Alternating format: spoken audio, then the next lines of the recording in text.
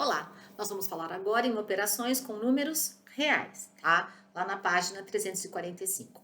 Primeiro, o que a gente precisa lembrar? Todas as vezes que nós falamos em números reais, nós estamos falando no conjunto numérico mais abrangente que tem. Por quê? Porque dentro deste conjunto numérico está o conjunto dos números naturais, que são utilizados para contagem, o conjunto dos números inteiros relativos, que são os negativos mais os positivos. O conjunto dos números racionais, que são aqueles que podem ser escritos em forma de fração, em forma decimal, positivos e negativos. O conjunto dos números irracionais, que são aqueles que nós não conseguimos calcular o valor da raiz de forma exata. Então, o conjunto dos números reais, ele abrange todos esses conjuntos numéricos, tá? Ou seja, o conjunto dos números reais contém todos os outros conjuntos, ok?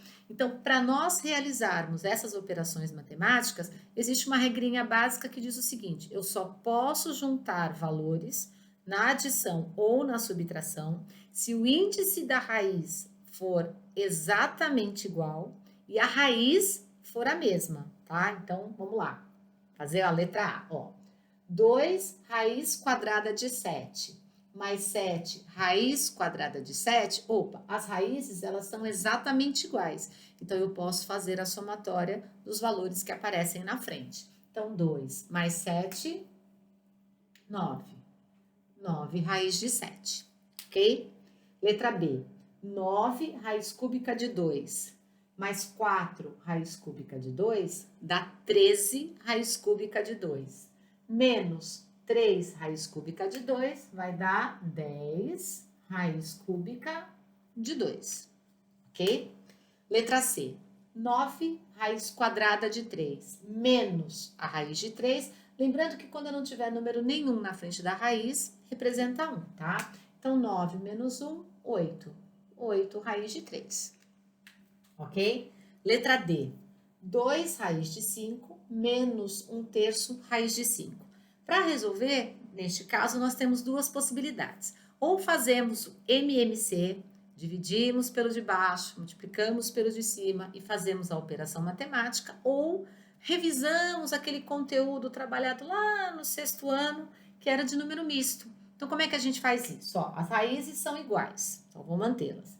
Eu vou pegar o número inteiro, multiplicar pelo denominador, ou seja, pelo número embaixo da fração, e o resultado eu vou fazer a operação matemática que aparece aqui, ó, com o numerador, tá? Então vamos lá, ó.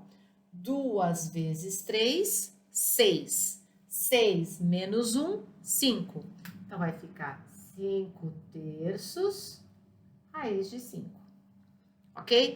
Ah, mas e se eu fizer o MMC? Vai dar o mesmo resultado, tá? Eu vou fazer aqui no cantinho só para vocês terem uma ideia. Ó, se eu transformar esse número numa fração, fica 2/1. Então, o MMC entre 1 e 3 vai ficar 3. Divide pelo número de baixo e o resultado multiplica pelo de cima. Então, 3 dividido por 1, 3. Vezes 2, 6. 6 raiz de 5. 3 dividido por 3, 1. 1 vezes 1, 1 raiz de 5. Fazendo essa continha, 6 raiz de 5 menos 1 raiz de 5 vai dar 5 raiz de 5 sobre 3. Ou seja, nós chegamos exatamente no mesmo resultado. Então, eu tanto posso trabalhar o conceito de número misto, como eu posso fazer o MMC, tá? O resultado vai ficar exatamente igual, ok? Letra E. Então, nós temos raiz quarta de 2, menos 3 raiz quarta de 2, mais 2 raiz quarta de 2. Então, mesma coisa, todas as raízes são iguais, a gente vai trabalhar com os números que aparecem na frente da raiz. Então, 1 menos 3 vai dar menos 2. Menos 2, raiz quarta de 2. Mais 2, raiz quarta de 2, vai dar 0. Ok? E, por último, a letra F diz o seguinte: 2 raiz cúbica de 3 mais 3 raiz cúbica de 2. Aí a pergunta é: posso juntar valores que as raízes sejam diferentes? Não, tá? Então, qual seria esse resultado? Seria ele mesmo, tá bom? Até porque o enunciado pede para a gente fazer as operações matemáticas sempre que possível. tá? Se fosse uma multiplicação, se fosse uma divisão, nós teríamos aí como trabalhar. Porém, na adição e na subtração, eu só posso juntar os valores que tenham raiz se as raízes forem exatamente iguais, ok?